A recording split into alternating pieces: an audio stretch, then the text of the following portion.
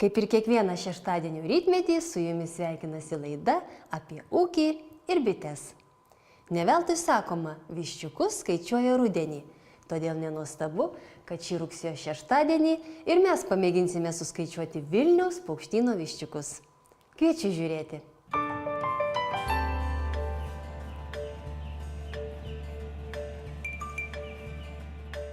Išsiritę vienadieniai viščiukai yra atrūšiuojami. Pirmom amžiaus gyvenimo dienom yra specifinės sąlygos. Tai yra, turim užtikrinti aukštą temperatūrą, kažkur tarp 32–34 laipsnių Celsijaus.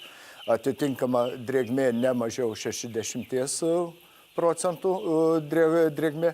Turi viščiukai laisvai prieiti prie vandens ir turim pirmom auginimo dienom lesinti aukštos kokybės kombinuotais lesalais. Vilniaus paukštyne viščiukai broileriai auginami 38–42 paras. Šių paukščių gyvenimas trumpas, tačiau gana laimingas. Paukštidėse sumontuota moderni įranga užtikrina augintiniams patį palankiausią mikroklimatą. O paukštyno specialistai tikina, kad tokio rūpesčio ir sveikos gyvensenos galėtų pavydėti ne vienas sveikuolis. Paukščio organizmo medžiagų apykaita yra 4 kartus greitesnė negu visų kitų šiltakūnių. Pirmiausia, tikrai reikia šitais geros komforto sąlygos užtikrinamos. Užtat įmonė investuoja labai daug į įrangos pakeitimą, kad gautumėm tikrai gerą kokybišką produktą, kur vien tik vertinimas tai, kad perka kitos šalis, kad tikrai su noru ir mes neatsiliktumėm ir nebūtumėm rinkoje paskutiniais liktumėm, kurie neatlieka investicijas. Nuo 1964 metų ši šalia Vilniaus Rudaminoje įsikūrusi įmonė ne kartą buvo iš pagrindų modernizuojama. Paukštyno specialistai sako, kad paukštininkystė labai sparčiai besivystanti žemės ūkio sritis ir reikia nuolat sekti naujoves. Be to, pasitempti skatina ne tik konkurencija. Vis griežtėjant maisto saugos ir gyvūnų gerovės reikalavimams negalima sustoti vietoje. Mes renovavome paukštides, renovavome juose esančią įrangą ir tuo pačiu pagerinome sąlygas paukščiams. Paukščiai auga laisvėje. Sąlygos paukščiams auginti atitinka visus ES keliamus reikalavimus, tiek, sakykime, paukščių svorio kilogramą reikalavimus, tiek, sakykime, paukščių gerovės reikalavimus. Paukščių yra patalpinta tiek, kiek reikalauja pagal ES direktyvą, į kvadratinį metrą yra sutalpinta paukščių. Paukščiai, kaip matom, yra, jeigu mes turėtumėm toliau pasižiūrėtumėm, jie yra tolygiai pasiskleidę vienodai, nesusimetę į krūveles arba įsiskirstę į kraštus. Tai va, kas ir sako iš paukščio elgesio, tai yra optimalios, geros jiem sąlygos. Šiems mažyliams dar tik 5 dienos ir kol kas jie daugiausia laiko praleidžia sveikai maitindamiesi bei ilsėdamiesi. Šiek tiek ūgtelėję viščiukai ima kur kas labiau domėtis juos supančią aplinką. Tarp paukščių nusistovi griežta socialinės hierarchijos sistema. Vilniaus paukštyne dirbantys specialistai ne tik sugeba greitai užauginti mėsinius viščiukus.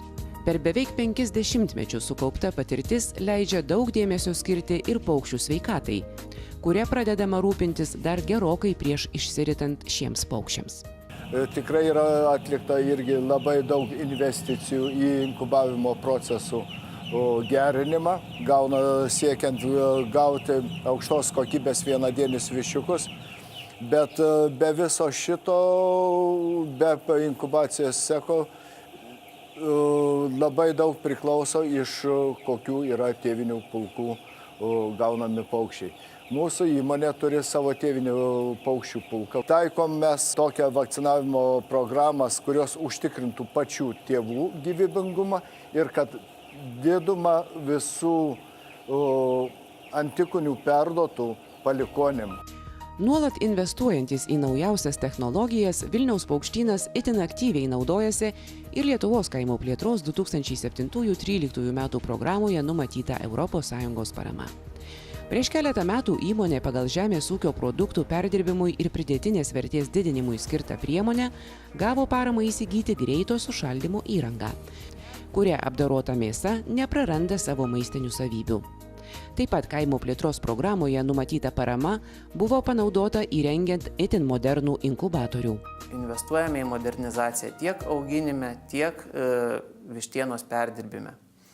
Jeigu kalbėtume apie investicijas į auginimą, tai šiuo atveju mums labai stipriai padeda ES, kuri finansuoja dalį mūsų projektų.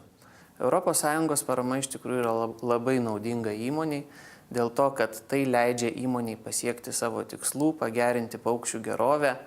Taip pat naudojantis ES paramą, įmonė gali skirti kitas turimas ir disponuojamas lėšas kitų reikalingų įmoniai modernizacijos projektų plėtrai.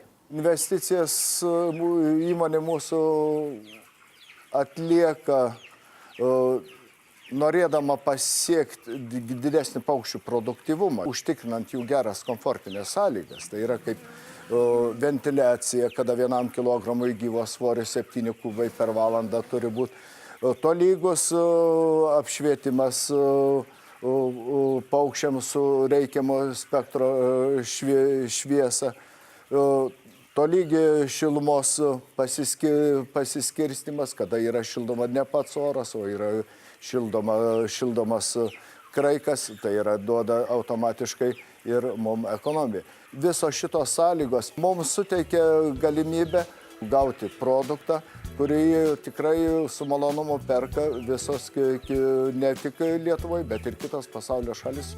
Šiemet Vilniaus paukštynas taip pat nemažai investavo į naujas technologijas. Pasinaudojusi galimybę gauti kaimo plėtros programoje numatytą ES paramą, įmonė įgyvendino 3 700 000 litų vertės Vilniaus paukštyno paukštidžių rekonstrukcijos projektą, kuriam buvo skirta 1 380 000 litų Lietuvos kaimo plėtros 2007-2013 metų programoje numatyta parama. Dar 2 400 000 litų įmonė investavo į šalia Panevėžio esančių savo paukštidžių renovaciją. Šiam projektui buvo skirta 900 000 litų ES paramos suma. Pasinaudojusi kaimo plėtros programoje numatyta parama, įmonė ne tik atnaujino paukščių auginimui ir priežiūrai skirtą įrangą. Paukštienos perdirbimo ceche buvo sumontuotos pačios naujausios mėsos iškaulinimo ir kalibravimo linijos. Šioje linijoje yra 12 vartelių, 12 darbo vietų, kurios atitinkamai sugrupuojamos pagal klasifikaciją ir mes galime parinkti 12 svorio kategorijų ir visų pirkėjų pageidavimus patenkinti. Turėdami modernę fiksuoto svorio ir iškaulinimo gamybos įrangą, mes galime vartotojui pasiūlyti fiksuoto svorio gaminius, o vartotojai tuo pačiu gali pasigaminti gaminius patogiau, greičiau ir paprasčiau. Kuo mes esame pranašesni turėdami tokią įrangą? Dauguma pirkėjų, kaip taisyklė, gamina įvairiausius gaminius ir jie turėdami vienodo svorio produktą garantuotai gauna pastovios kokybės galutinį produktą. Produkcijos kokybei įmonė skiria ypač daug dėmesio. Pasak Vilniaus paukštyno darbuotojų, norint pasiekti geriausių rezultatų, nepakanka stiprinti atskiras gamybos grandis. Diegiamos kokybės schemos turi apimti visus procesus, pradedant lesalų ruošimu ir baigiant gatavos produkcijos realizavimu. Įmonės kontrolės sistemų atitiktis kokybės ir maisto saugos standartams nuo 2005 metų sertifikuojama tarptautiniu lygiu. Šiemet nepriklausomi ekspertai iš tarptautinės sertifikavimo kompanijos Bureau Veritas Vilniaus paukštynui suteikė aukščiausią patikimumo reitingą. Gavome šio sertifikato 6 versiją, tai vadinamas BRC sertifikatas, kuris suteikia organizacijai daugiau patikimumo ir ta organizacija pasitikė daugiau užsienio pirkėjų. Lesalai, receptūra yra sudaroma vadovaujantis kompiuteriniam programom, kur procesai yra valdomi mikroprocesoriais. Užduota programa su mažiausia žmogiško faktoriaus įsikišimu, su mažiausiam paklaidom. Tas mums duoda gerą paukščio augimą, gerą kokybišką produktą. Reikėtų akcentuoti svorinį, arba mes vadiname kalibruotų paukštienos dalių gamybą. Vakarų rinkoje tai yra labai plačiai išvystyta, ypatingai viešojo maitinimo arba visuomeninio maitinimo sektoriuje. Ten kaip taisyklė tik tai susverta vienodo svorio, taip mes, kaip sakome, kalibruotą produktą perka. Įmonė turi įvairią techniką ir labai našią techniką, kurios pagalba mes galime kalibruoti ir pagaminti kalibruotą produktą. Paukštienos vartojimo apimtis tiek Lietuvoje, tiek užsienyje auga. 2011 metais bendrus pardavimus paukštynas padidino apie 20%, eksportas sudaro daugiau negu 40%. Iš tiesų, 2011 metais, lyginant su 2010 metais, įmonės eksporto apimtis augo apie 40%. Ir už tai mes gavome metų eksportuotojo apdovanojimą.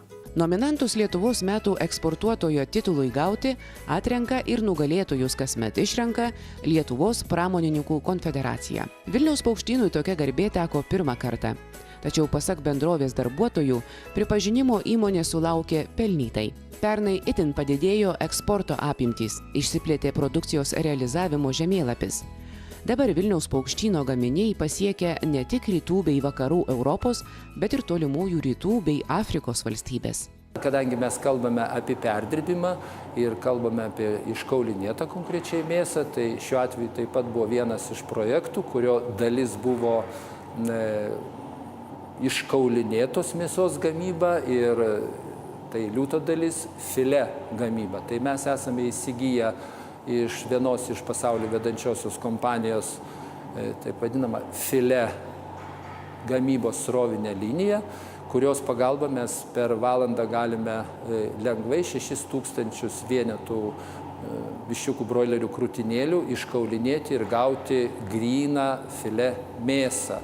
Ar dabar prekybos centre galėdami pasirinkti mums patinkantį vištienos gabaliuką, dažnai prisimename laikus, kai būdavome priversti pirkti visą vištą.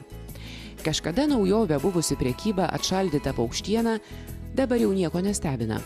Vartotojai tampa vis reiklesni, todėl gamintojai turi neatsilikti ir nuolat sekti rinkos pokyčius.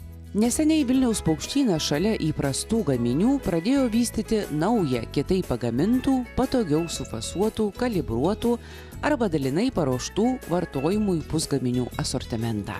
Žmogus pats pasirenka, kas jam yra geriau, kas jam yra tikslingiau, o mes tik tai patarėme, kad štai šitoje mėsoje yra daugiau baltymų, šitoje mėsoje yra riebalai gerai ir lengvai įsisavinami ir sveikesni žmogui. Paukštynas 2012 metais yra pasitvirtinęs pakankamai didelę dalį investicijų skirti į paukštienos gamybos modernizavimo įrangą. Ir tai, kad mes turime ES paramą auginimo dalyje, mums leidžia skirti papildomas lėšas vištienos perdirbimo modernizacijai. Paprastai mes įsiklausome į tą pirkėjų poreikį, koks yra iš prekybos tinklų, koks iš visuomeninio maitinimo tinklų ir stengiamės maksimaliai įvykdyti. Tiesiog vartotojai Lietuvoje nuo seno vartojo vištienos gaminius ir juos vertino kaip atskiras vištienos dalis, vištos dalis. O norėdami pateikti didesnę paletę gaminių, mes tiesiog turime tą vištieną pristatyti kitaip. Tai yra kitokie vištienos gaminiai. Tai yra tiek iškaulinta mėsa, tiek fiksuotos svorio gaminiai, tiek pusgaminiai, marinuoti gaminiai. Jie gali būti pateikiami visai kitaip. Ir vartotojas gali atrasti naujų skonių, naujų galimybių gamindamas vištienos produktus pas save namuose. Akivaizdu, kad Vilniaus paukštyno specialistai supranta investicijų svarbą. Todėl galimybė pasinaudoti Lietuvos kaimo plėtros 2007-2013 metų programoje numatytą paramą dar labiau sustiprino įmonės konkurencinį pranašumą. Na, o po reklamos kartu su Žemės ūkio ministru Kaziu Starkevičiumi keliausime į Šiaurės Lietuvą.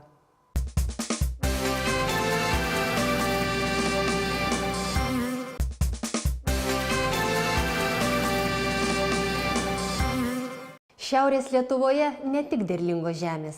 Savo laidose jau pasakojame apie čia triūsiančius darbščius ir verslius žmonės. Šį kartą su Žemės ūkio ministru Kaziu Starkevičiumi lankysimės ne tik Smilgiuose įsikūrusios bendrovės laukuose, bet ir ragausime čia auginamų karvių pieno. Kai prieš keletą savaičių Žemės ūkio ministras Kazys Starkevičius lankėsi bendrovėje Agrovil Smilgiai, rugiapjūtė jau buvo įpusėjusi. Šiandien žieminių kultūrų derlius jau supiltas aruoduose. Įmonės vadovas Marius Žutautas džiaugiasi, kad žieminių kviečių ir žieminių kvietrugių derlius įmonėje gerokai viršijo Lietuvos vidurkį. Potencialas derliaus šiemet iš tikrųjų yra geras, yra rekordiniai, sakysim, derliai ir šitoje bendrovėje rapso buvo kulta virš 5 tonų, tai iš tikrųjų yra įspūdingas derlius. Geri derliai tose ūkiuose, kurie vėlgi laikosi technologijų. Ir tada nei tų išgulimų nėra, nes išgulimai buvo dėl tam tikrų klaidų, dėl dvigubo sutrešimo, dėl galbūt purkštuvų netinkamo veikimo.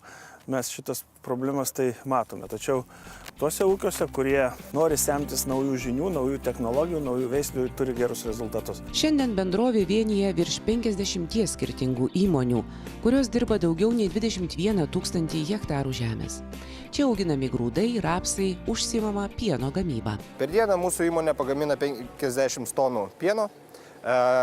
Viso turime 2500 melžamų karvių ir panašiai tiek prieauglio. Tai panašiai bendrai gyvulių turime virš 5000. Šiandien mes lankomės Smilgių žemės ūkio bendrovėje, kuri yra viena iš mūsų 8 bendrovių, kurios užsiema mišria veikla, tai yra ir augalininkystė, ir gyvulininkystė. Agrovil Smilgiai dirba jauni ir naujovių nebijantys žmonės. Čia stengiamasi modernizuoti ir plėsti ūkį. Pagal Lietuvos kaimo plėtros 2007-2013 metų programos priemonę Žemės ūkio valdų modernizavimas, Žemės ūkio bendrovėje atlikta darbų beveik už 1 milijoną litų. Žubo Agrovil Smilgiuose ir buvo atliktas pieno ūkio modernizavimas, atnaujintos mėšlydės, pastatyta silosidės, sutvarkyto pieno ferma, modernizuotas pieno blokas, vykdomas automatizuotas melžimas. To pasiekoje sumažėjo darbo žmonių poreikis, visi procesai tapo automatizuoti. Modernizacija buvo vykdoma pasitelkus ES paramą. Prieš keletą metų bendrovės karvių fermoje buvo įrengta nauja eglutės tipo melžimo aikštelė. Joje triūsia 2 melžėjos, o 500 karvių jos pamelžia per 7 valandas. Vienu metu melžiasi 24 karvutės. Kaip įeina karvutė į melžimo aikštutę, kompiuteris užfiksuoja jos numerį. Mes jau žinome, kad tokia karvutė jau atėjo milštis. Pasimilžo karvutė ir aparatai nusijama. Pats atsijungia. Taip atsijungs aparatas pats, jau mažiai vadovava. Ir viskas. Melžiamas pienas neturi jokio sąlyčio su oru, todėl maksimaliai apsaugomas nuo užteršimo. Uždara sistema jis patenka į aušintuvus, kur atšaldomas iki 4 laipsnių. Atšaldytas pienas, kurio bendrovėje primelžiama apie 11 tonų, pienovežiais iškeliauja perdirbėjams. Šių metų pavasarį įsivedėm į bandą naujų olandiškų telyčių veršingų, tai tikimės naujo postumio, naujo potencialo. Pieno kiekyje primilžė, nes kaip visi turbūt žinote, Olandijos pieno ūkiai tikrai yra potencialūs. Viena iš jų.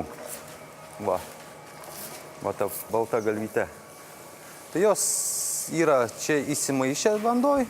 Žemės ūkio bendrovė Agrovil Smilgiai modernus ūkis. Kad darbas vyktų sklandžiai, visi gyvulių duomenys suvedami kompiuteriuose. Čia fiksuojamas kiekvienos karvės produktyvumas. Galima stebėti šviežiapienės bei sergančias, gydymui skirtus vaistus ir matyti įvairias kitas rekomendacijas. Kiekvienais metais ir ne metais ir dažniau stengiamės išleisti ir pieno ūkio vadovus į pasižiūrėti kitus ūkius. Prieš mėnesį buvom išsiuntę į didžiausius Lenkijos ūkius apžiūrėti, pasisemti patirties. Pagrindinis bendrovės gyvulių auginimo principas – suteikti kuo geresnės gyvenimo sąlygas. Tik ką gimęs veršelis girdomas pienu 3-4 kartus per dieną, pratinamas prie koncentruotų pašarų. Svarbiausia, kad mažylis nejaustų jokio streso.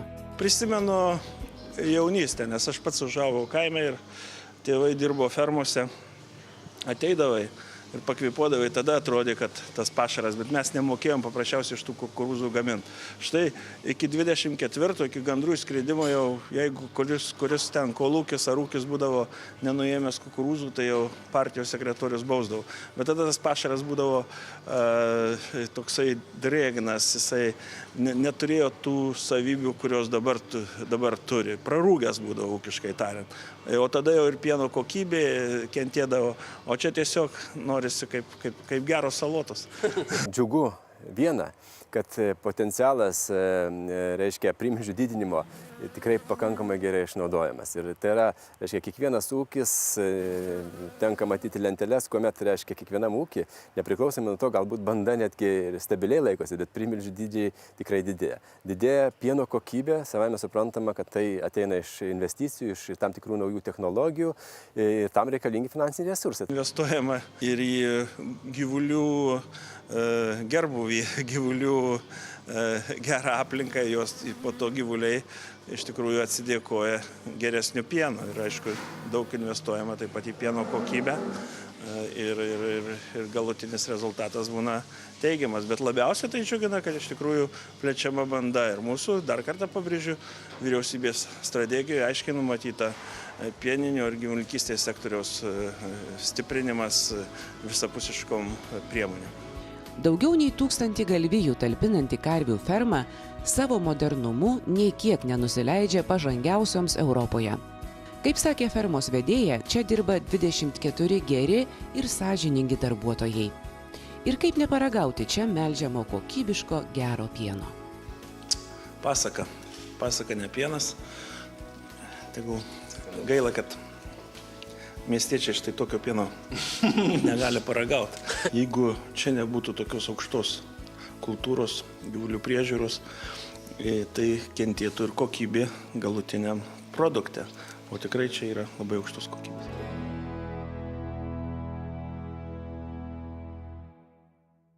Štai tiek paruošėme šiam rytui. Tie žiūrovai, kurie nespėjote įsijungti televizoriaus lygiai 9, laidos įrašo ieškokite internete adresu www.lnk.lt.